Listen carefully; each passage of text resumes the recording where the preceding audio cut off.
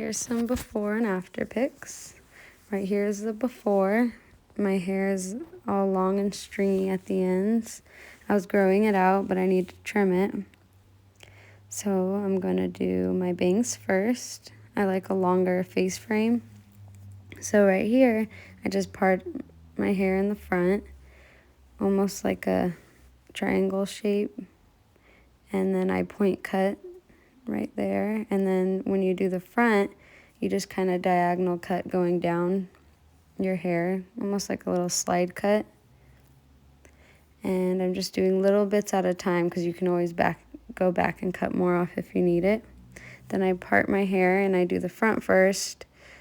And right here I bring the hair up. It kind of cuts off the camera a little bit, but I just pull my hair up and I cut wherever I want the layers to start.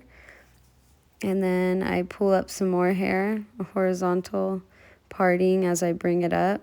And I just keep going down the head so that when I pull my hair down, it slowly gets longer. So I don't just have a whole bunch of short, choppy layers. I like to blend mine a lot. So I keep going. I see where my other layer was, and then I just cut there to make sure I go on the guideline. And I keep going all the way up, and then I just kind of look at it as I go and see where it's at.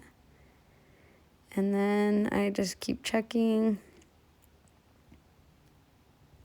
and I do more slide cutting, and then I bring forward the back because I'm going to start on that side. So I part it in the back, and it's a lot easier on someone else, but I managed to do it to myself too. So I bring up that, I cut it about where the front piece started in both of the front, and then I keep moving down my head. I part it and then bring it up, cut, bring it up, cut, and basically repeat all the way down. And then I just get basically all the little scraggles. I'm not cutting too much off. And then that's how the front looks. See how you're starting to see some of the layers now? Before I had like none. And then I check it too. I keep checking it over and over to make sure that I got everything that I needed. And if I need more, then I cut a little bit more off. And then I bring a bunch up at the top and make sure I got all those little scraggles. And then I'm just kind of checking it right here, both sides. And then I haven't done the bottom yet, so that's why the bottom looks a little scraggly. Sometimes I'll do that first, sometimes I'll do it after. But this time I just did it at the end, and you'll see that in a little bit right here, which I cut off all those dead ends. This will also help your hair grow because my ends won't be breaking off. And then I'm just doing a little check. Once it's where I need it, then I go through and I take my texturizing shears, which also are like thinning shears. So you don't want to do this too much because you don't want to make your hair too thin.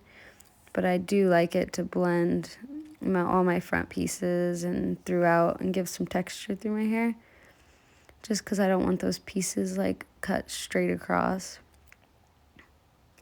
And so I'm going through, I like to twist and then do a little bit towards the end of all my little front layers. And then I go through and get some weight off the back because sometimes my hair gets a little thick in some places and it like gets heavy in that middle area. So I do a little twist action, do a little bit of that, and then it's making it so my layers blend nice and good so they don't go from short all the way to long. Then I just do a little check, and there's the after. I'm checking it a lot in between and just kind of messing with it, but there's the layers, long layers. There's it straight. And then I like it to go almost in a V shape in the back, and they're very, very, very subtle layers. But they're there, and now my hair is a lot healthier, and I love it. See you later.